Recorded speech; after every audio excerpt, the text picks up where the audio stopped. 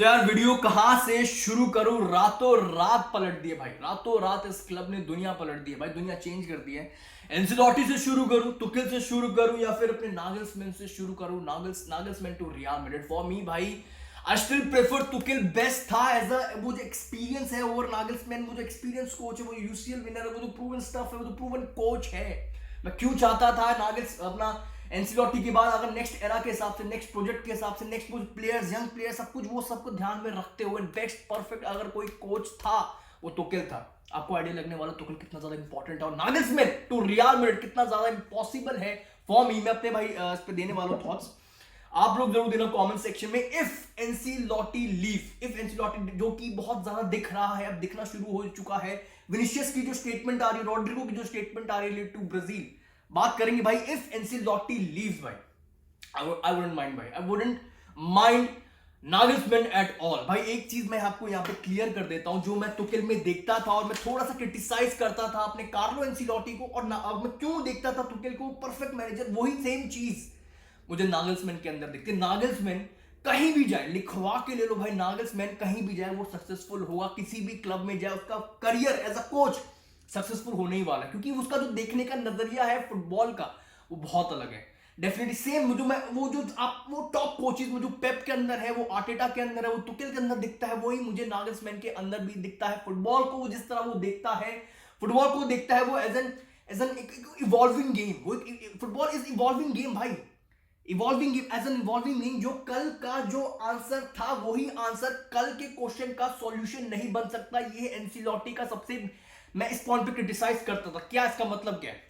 जिस टैक्टिक्स ने, जिस स्ट्रेटेजी ने, जिस भी चीज ने, लाइनअप ने जो हमें सॉल्यूशन दिया किसी भी पर्टिकुलर टीम के लिए, वही सेम चीज यहां का सॉल्यूशन है, वही सेम चीज इस टीम के आगे नहीं चलने वाली।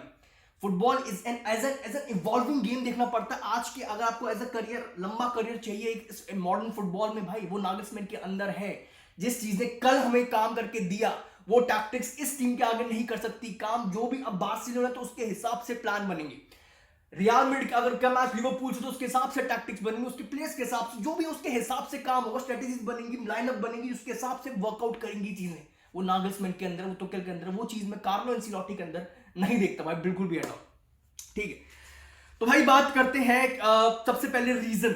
सबसे पहले मुझे रीजन कोई क्लियर कर दे भाई, अगर किसी को क्लियर हो चुका। मैं सुबह ये वीडियो बना रहा हूं, आई हैव नो आइडिया भाई, मुझे कुछ अभी तक नहीं मिला एक वो डेफिनेट रीजन नहीं मिला है। क्या वो रीजन था नागल्समैन को सैक करने का इमीडिएटली? नागल्समैन अभी स्कीम कर रहा ऑस्ट्रिया में, उसको खुद को नहीं पता ये सब होने वाला है मेरे अगेंस्ट में, रातों रात चेंज हो जाएगा। प्लेयर्स को आइडिया नहीं, किसी को कुछ आइडिया नहीं है क्या होने वाला। फुटबॉलिंग रीजन तो डेफिनेटली मुझे नहीं लग रहा भाई, बिहाइंड द सीन्स कोई लोचा लफड़ा कुछ हुआ तो वही एक रीजन लग रहा है, क्योंकि मुझे समझ नहीं आ रहा है। आई हैव नो आइडिया भाई। विदाउट लेवेंडोस्की, आप समझ रहे हो लेवेंडोस्की की इंपॉर्टेंस बायर्न म्यूनिख में, जो रोनाल्डो की इंपॉर्टेंस थी रियल मैड्रिड के लिए वो इन टर्म्स ऑफ गोल, जो मेसी की इंपॉर्टेंस थी इन टर्म्स ऑफ गोल, जो आपको वो 40-50 गोल एक कंसिस्टेंट उसमें देते थे, वही लेवेंडोस्की देता आ रहा था। वो कंसिस्टेंट पैच में देता आ रहा था। कितना क्रूशियल बंदा था, हवा भी नहीं लगने दी नागल्समैन ने, हवा भी नहीं लगने दी भाई। नेक्स्ट सीजन से कोई दिक्कत नहीं। और एज अ यूसीएल, अगर मैं यूसीएल की बात करूं, एज अ बायर्न म्यूनिख वो फेवरेट कंटेंडर, फेवरेट टीम लग रही थी to win the Champions League. जिस तरह उन्होंने पीएसजी को धोया था, गोल तक नहीं मारने दिया भाई, आसपास भी नहीं भटकने दिया अपने गोल के। जिस तरह वो खेल रहे थे, वो फ्लॉलेस दिख रहे थे। यूसीएल की बात करूं, लीग की बात करूं, सिर्फ एक पॉइंट पीछे मेरे ख्याल से, if I am not wrong, वो डॉर्टमुंड से अच्छे खासे बने हुए हैं। अगर मैं चैंपियंस लीग की बात करूं, बायर्न म्यूनिख की अंडर नागल्समैन भाई 8 मैचेस खेले, 8 के 8 मैचेस जीते, 7 मैचेस में क्लीन शीट रखी है। और ये सारे मैचेस में उन्होंने 2 बार पीएसजी को फेस किया, 2 बार बार्सिलोना को फेस किया, 2 बार इन लोगों ने, बायर्न म्यूनिख ने अंडर नागल्समैन इंटर मिलान को फेस किया। और ये स्टैट्स है। पूरे सीजन की बात करूं, 37 मैचेस अंडर नागल्समैन खेले गए, 112 गोल्स निकाल के दिए भाई बायर्न म्यूनिख ने, और सिर्फ 3 बार हारे हैं, सिर्फ 3 लॉसेस हैं, सिर्फ 3 लॉसेस हैं। आई हैव नो आइडिया भाई क्या वो रीजन है, क्या वो रीजन निकल गया। रिपोर्ट्स आई है जो कि मुझे ये बहुत बड़ा झटका लगा भाई, बहुत ही ज्यादा झटका लगा है। इतना डेयरिंग क्लब भाई बायर्न म्यूनिख ही हो सकता है मेरी नजरों में। तो भाई रिपोर्ट्स आई है, Bayern Munich were afraid that Thomas Tuchel जैसा कोच उनके हाथ से निकल जाएगा। थॉमस तुचेल जैसा कोच उनके हाथ से निकल जाएगा, क्योंकि रियल मैड्रिड बहुत ज्यादा इंटरेस्टेड है, टॉटनहम भी बहुत ज्यादा इंटरेस्टेड है, वो खुद स्पेनिश सीख रहा है भाई, तो उनके हाथ से वो कोच निकल जाएगा। ये रीजन मुझे बहुत ही अजीब लगा, काफी वियर्ड लगा, स्ट्रेंज लगा। एक और रिपोर्ट आई है भाई रिलेट टू दिस जो भी सिनेरियो हुआ है कि भाई जो क्लब का जो ऑब्जेक्टिव था वो था ट्रेबल, और वो डेंजर में दिख रहा था, वो डेंजर में दिख रहा था। वो लाली अब इनका काफी इंपॉर्टेंट मैचेस आ रहे हैं, वो डिसाइडर, लीग डिसाइडर आ रहा है यूसीएल में वर्सेस मैनचेस्टर सिटी है, तो ये राइट टाइम है टू रिप्लेस, टू सैक अपना इसको नागल्समैन, और उसको लेके आओ अपने कोच को टुकेल को, क्योंकि डॉर्टमंड फर्स्ट पे है, इनके साथ मैच है और सिटी के साथ मैच है यूसीएल में भाई, तो डेफिनेटली भाई ये राइट टाइम है। मुझे नहीं पता इतना गूदा, इतना दम कैसे किसी क्लब में हो सकता है। अब बीच सीजन में, बीच क्या बोला, एंड ऑलमोस्ट इतना crucial part of the season में आपने वो स्टेबिलिटी एकदम से छीन ली, आपने स्टेबिलिटी एकदम से छीन ली भाई।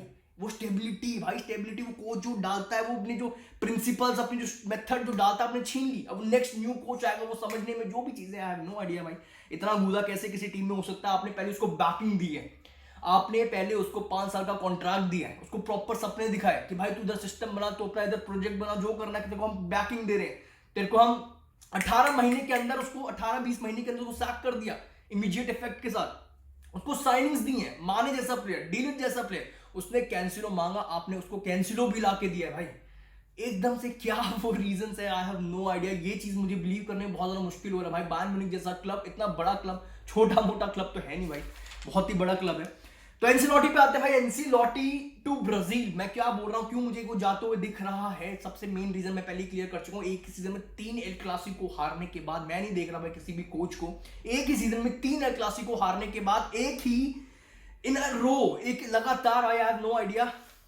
विनिशियस जूनियर का एक कमेंट है, I believe Carlo Ancelotti wants to become Brazil's manager. Rodrygo का कमेंट है, we are waiting for you, we talk more in a joking tone but every joke has a little bit of truth in it. Definitely चीजें निकल के आ रही है, Anderson भी already बोल चुका है, मैंने बातें की, मैं डिस्कशन की विद विनिशियस, रॉड्रिगो, मिलिटाओ, हम रियल मैड्रिड को जल्द से जल्द यूसीएल में एलिमिनेट करेंगे, वो बाद में डिसाइड करेंगे भाई कौन एलिमिनेट किसको करता है, हम एलिमिनेट करने की कोशिश करेंगे सो दैट एंसिलोटी जैसा मैनेजर ब्राजील में है एज क्विक एज पॉसिबल। तो भाई डेफिनेटली चीजें दिख रही हैं। और कारण, अब मैं बात ये आती है,